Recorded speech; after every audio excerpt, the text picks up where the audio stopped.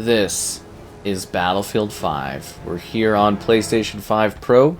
Be sure to like the video. Subscribing is great as well. So this was the Battlefield that came after Battlefield 1, which obviously returned the series to an earlier era of warfare, and this one continues from that, advancing it with World War II vehicles, weaponry, and other tools of the Battlefield of that era.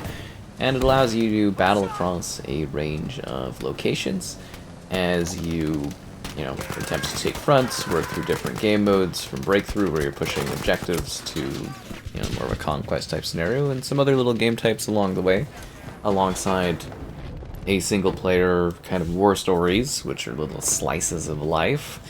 I know people really mostly just care about the multiplayer, so that's kind of what we're focusing on here, but there is a single player type thing that you can dive into if that is of interest to you, which is kind of cool.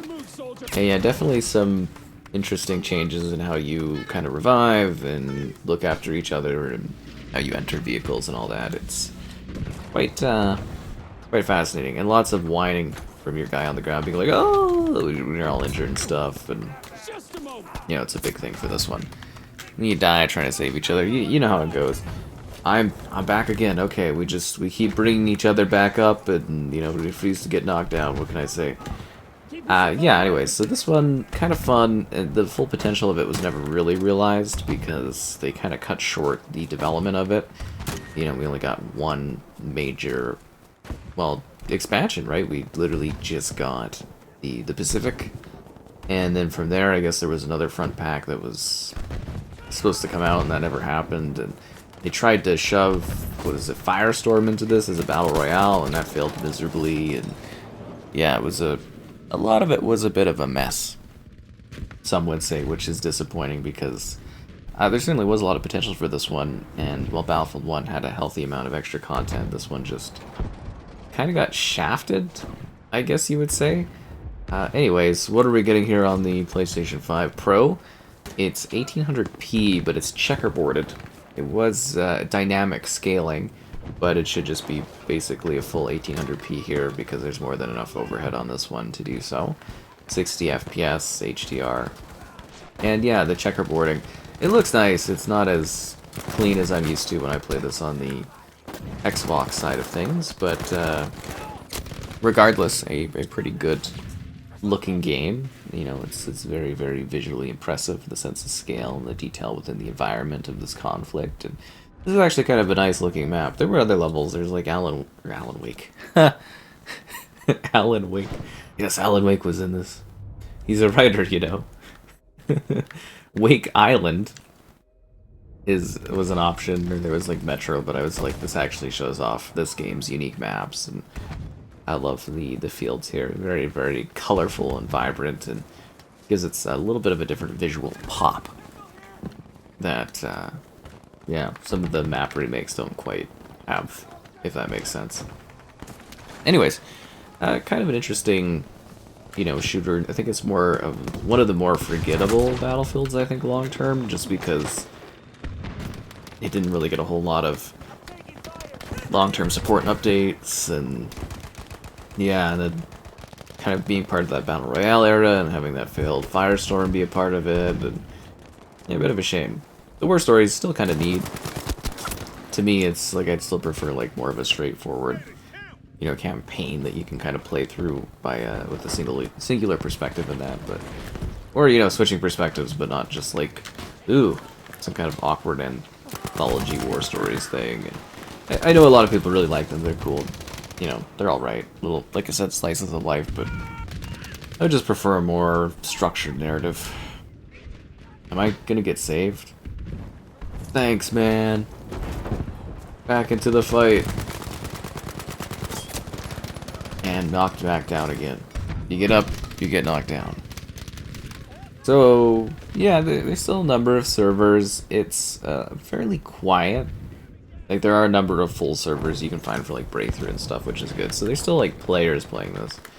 But, definitely a quieter Battlefield. We also used to stream this one fairly often.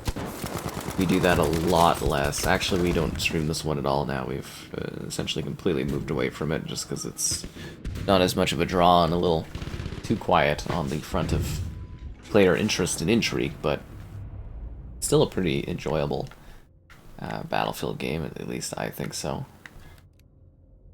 That's not a good spawn. Everyone on our team is dead.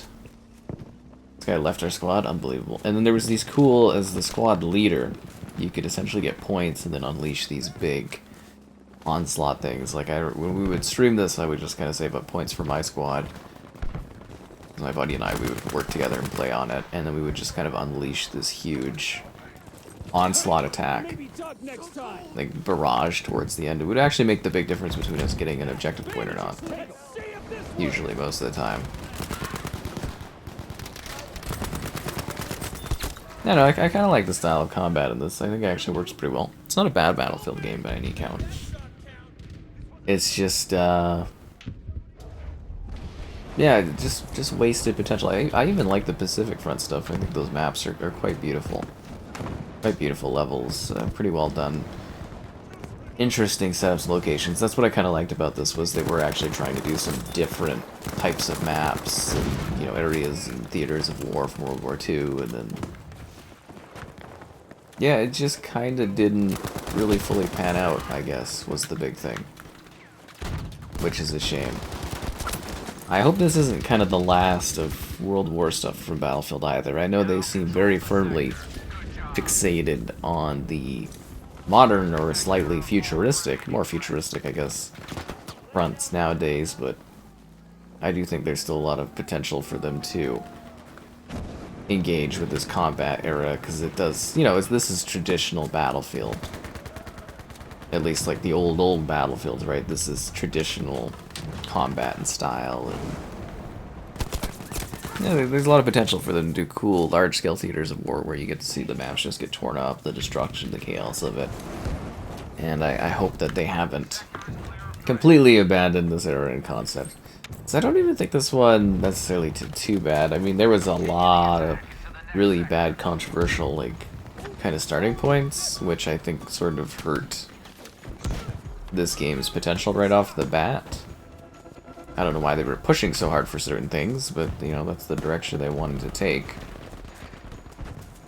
It probably did actually lead to a big damaged reception early on for this one, which I don't believe was the smartest choice for them, but, you know, that's history now, right?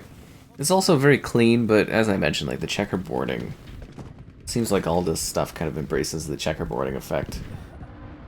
From the Pro, and like a lot of it, long term, it does not look as good as a native resolution would have. I get that it was a good solution at the time, but like, yeah, you can really tell kind of like the visual difference stuff between what I'm used to seeing this, because like on Xbox, it's like it's a 4K, and it actually like looks, you know, very clean, very sharp, very visceral.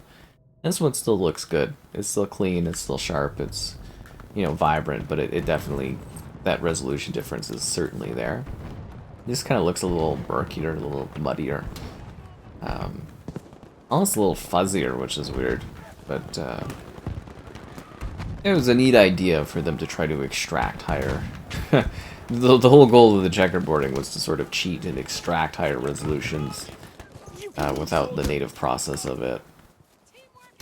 Nowadays, that's just basically how most games are, is we're using, you know, resolution scalers, but they've certainly become a lot more complex compared to what we had at this time. Like, this was a good solution and a band-aid for the time. It's just, like, long-term going back on some of these games, I was sort of like, yeah, a little less impressed.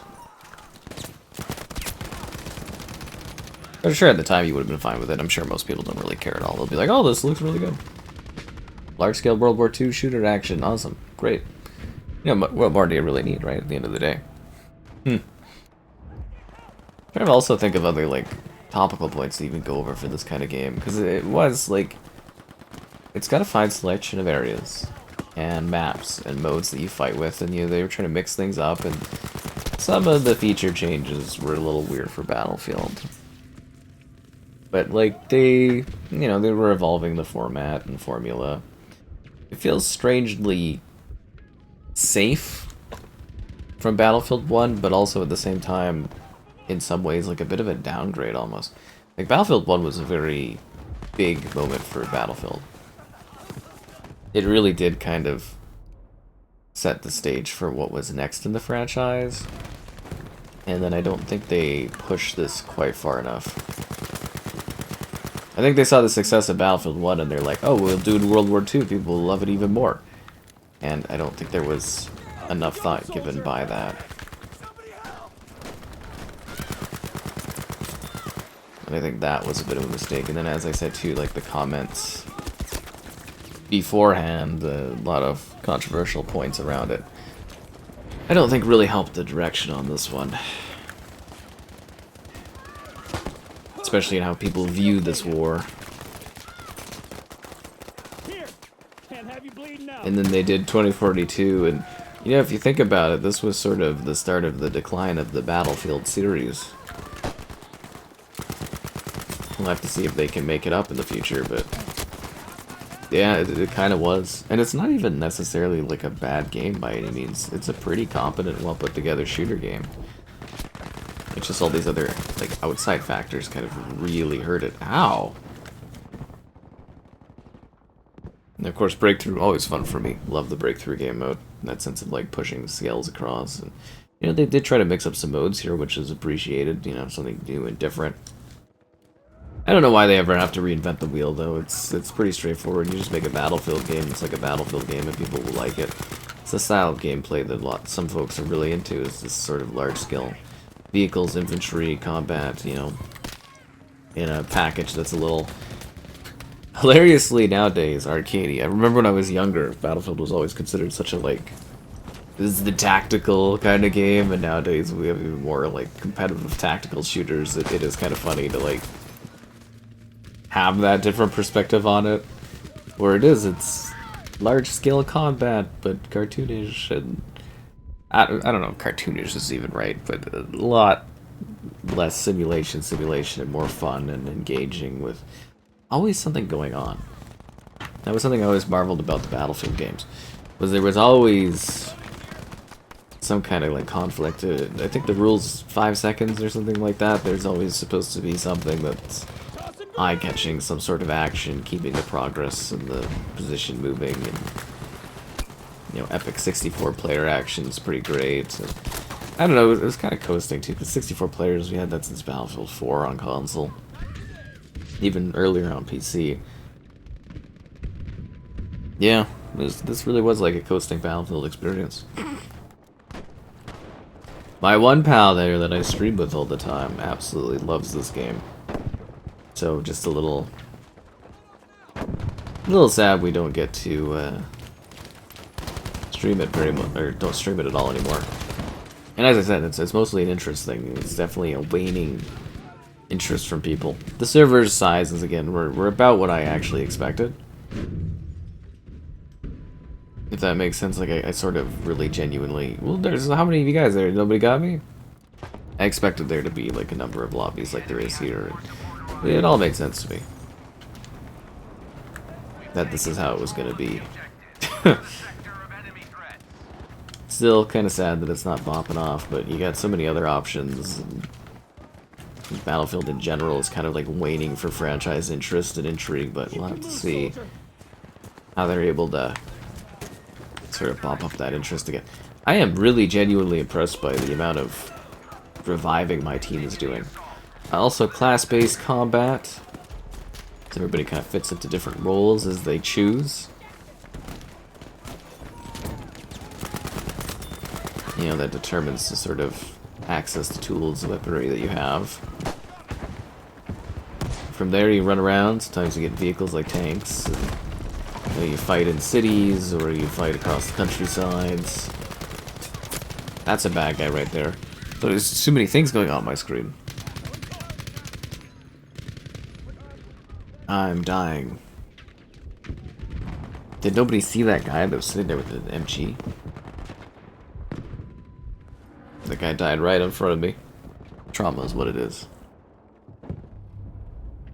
I am kind of curious though, the long term of what people really think of this game. Or even if they remember it.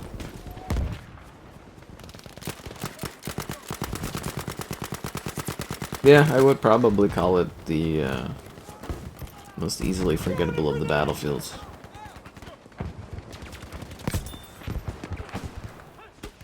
And by no means is that a metric of the quality of this experience. Just it's not something you really hear about. Or something a lot of people play anymore. But there's obviously enough people to keep like a semi-vibrant community going for it. Could be worse, could be like Hardline. Oh, what a clutch save there, Mark Manticore, thank you.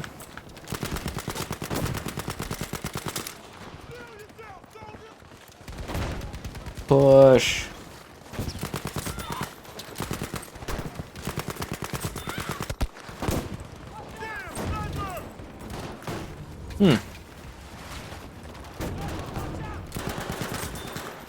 Actually kind of makes me want to play this more and stream it, but I know the popularity just isn't there.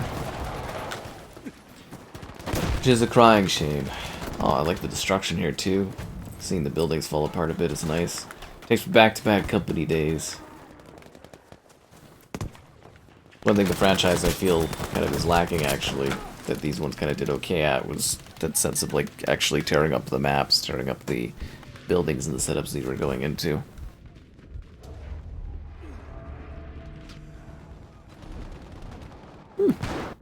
Mayo Snail. It's kind of a funny name.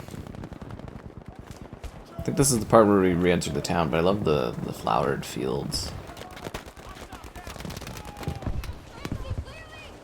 They'd embrace the an interesting and dynamic color palette for this one.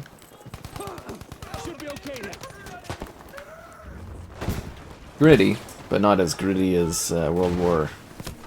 Well, Battlefield 1 was. Had a little bit more of a vibrancy of color.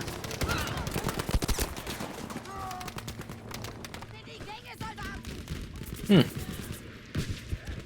also like that there was actually like metro areas that you could actually attack, like the metro, but like metropolitan areas, like actually city spaces that you would fight in.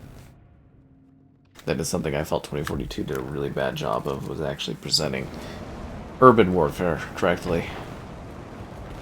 And this is about as urban, well, not this area, but like the next section is about as urban as World War II combat kind of gets.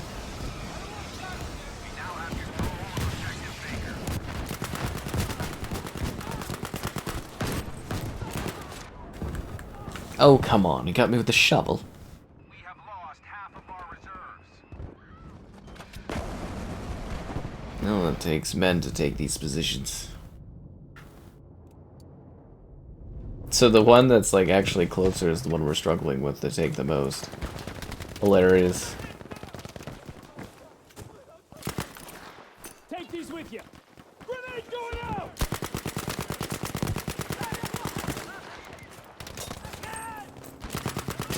There's actually so many enemies over there. I guess that's because that's where they spawn from, but...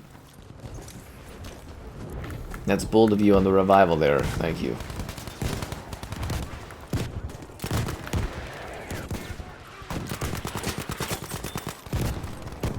Yeah, I think this all plays pretty well, runs well, looks good, feels vicious and tense. Not as nice looking as it does, you know, as it looks on Xbox, but still very clean presentation. Something you can have fun playing if you're revisiting it for some matches or playing it for the first time. It's, you know, enough people, enough action. Fits the bill for a large-scale World War action and combat and setup, and I think you can quite enjoy that sort of thing for this one. I need a revive. It kind of does get annoying that you're like down on the ground crying all the time. That was a weird kind of feature for this game on the long term, honestly. Feels a little silly almost. We finally getting A. Job squad. Yeah, crossplay probably would have helped a lot for this too, player sizes wise. Guess it was kind of right before that, or right at the dawn of that era.